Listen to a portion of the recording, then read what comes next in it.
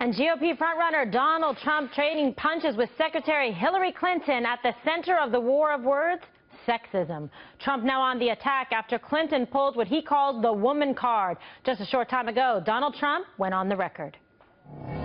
Donald, thank you for joining us. Great to have you on the record tonight. Thank you very much, Kimberly. All right, so lots to get to. So let's talk about some of the latest buzz that's been going on back and forth with the Clintons. Hillary Clinton stepping up her game against you, making some personal attacks, and of course you have responded back, being the counterpuncher that you are. You said that perhaps you may even go against, Bill Clinton. Talk to us about that. Well, the last person she wants to run against is me. I mean, I know that for a fact. And, you never say that when you don't want to run against. What you do is you say, oh, gee, that's what I'd like to do. But the last person is me, and there's no doubt about that. And we've made tremendous strides. You've seen the polls come out where I'm beating her or tied with her, and I haven't even started with her yet. But I notice she's bringing up the woman card. Now, I have great respect for women, and I will tell you, I will do far more for women than she ever does, including protecting women and men and everybody else in this country, because she's not going to protect. You see the job she did before. And I said, look, if you bring up the women card, I'm going to bring up the women card too, and I'm going to be talking about your husband and what happened with women, because I think that's fair game.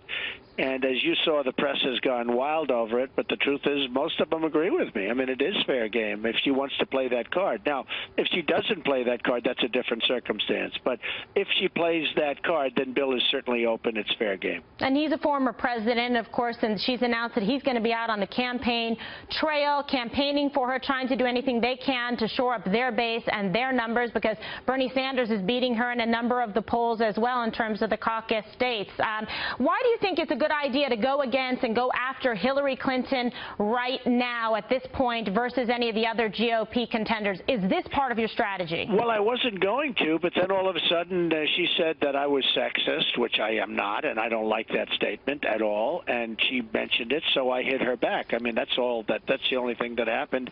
And I guess during the Democratic debate, they mentioned my name 9 times, and they mentioned nobody else's name. So I guess I have no choice but to go back. I'm not looking to do that. I haven't done much against her yet, and we're doing very well against her. I think she's a very flawed candidate. And frankly, for Bill to go in there, if you look, he went in 2008 and did very poorly. He was accused of being a racist by the Obama people, and he did very, very poorly for her because obviously she lost. So if she does it again, and everyone's saying, oh, she's bringing out Bill.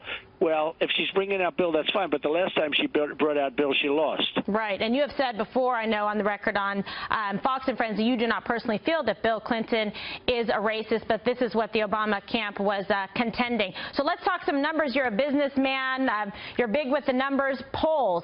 A recent CNN poll, the latest one taken over the holidays, shows you at 39%. The closest person in second place is Cruz at 18%. Your thoughts?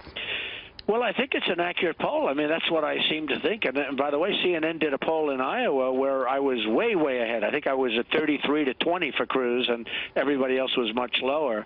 So I was a 13-point lead, but unfortunately people never use that poll. They use other polls that show it at a much closer race. I think I'm going to do very well in Iowa. I bonded with the people of Iowa. I'm going there right now. In fact, as soon as I'm finished with this call, I'm going to Iowa. And it'll be, I think we're going to have a great, great time. But I think that we're doing very well in New Hampshire and South Carolina. I just saw one in Nevada where we're doing great. Georgia, Florida, we're winning. I mean, we're winning all over, and that's what we need. That's what our country needs. Our country has to start winning, because our country never wins, Kimberly. We have to do something about that. Yeah, we got to get back in the winner's spot, that's for sure. Now, in terms of New Hampshire, there's been a little bit of a dust-up there between the paper. You said that that's not a good journalistic publication that picked Christie and gave him their nomination, et cetera, in terms of an endorsement. What are your thoughts about New Hampshire, and are you worried about a game plan there? Well, I love New Hampshire. I just left, actually. We had a fantastic night last night. We had a packed house, and it was amazing. And, the paper comes to me for advertising. They come for me. They ask me, would I tweet and can I get Christie back on the main stage? Now, that took place a month ago or more. And I said, well, I guess they're going to endorse Christie. When they asked, can you believe it? Mm-hmm. He asked me to tweet and put Christie, to recommend that Christie go back on the main stage because he was on the other stage, the secondary stage. And I actually did it for the guy. And I did other things. He said, would you have lunch with me at his club? So I go have lunch with the guy. And then, I didn't Look, I didn't think I was going to get his endorsement because I didn't do his debate. His debate turned out to be, he calls it a forum. It was a total failure. Nobody watched and very few people attended. And it was before the big Fox debate, which got the record ratings, as you know. And I said, it's really inappropriate that I do his debate. So I didn't do his debate. So obviously I knew I wasn't endearing myself to him, and that's what happened. He never forgave me for that. But the paper is weak. It's going, I think it's going out of business, frankly, not respected up there. And I hit him because who does these things to somebody and then they give you negative instead of positive? So I thought, and how do they endorse Christie? Christie he's a failed governor. How do you endorse a failed governor? The guy has failed miserably in New Jersey. They've had 9 or 11 downgrades. He was so warm to Obama that he could have cost Romney the election, frankly. I actually think he might have cost Romney the election. And then on top of that, you have people right now on a criminal case going up on the George Washington Bridge that were his best and top people, and he closed the George Washington Bridge. I mean, give me a break. And then they endorse him. So, you know, they can do whatever they want, Kimberly, but it is a very strange circumstance. But in New Hampshire, we're doing well. We're way, way in the lead in New Hampshire.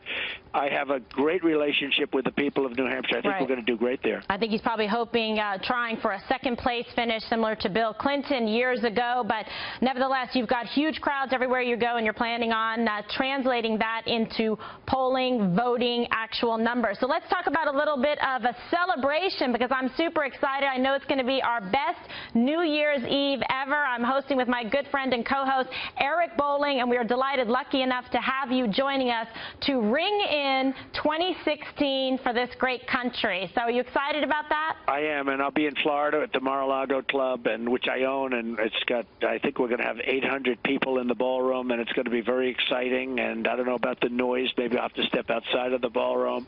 But it's with you and Eric, and you've always been great to me, and I really appreciate it. And Eric is such an incredible guy, such a great guy. So when I heard it was the two of you, and not that I love doing it, because I'd like to just give my wife and everybody a nice big kiss, but frankly, when I heard it was the two of you, I said, I will do it. Fantastic. Well, we certainly appreciate it. And I want to make sure you get Melania time as well. She's a wonderful, wonderful woman, so we're excited about that. Thank you so much. We will let you get to Iowa. I will. I'll be going to Iowa right now. Thank you very much, Kimberly. Thank you.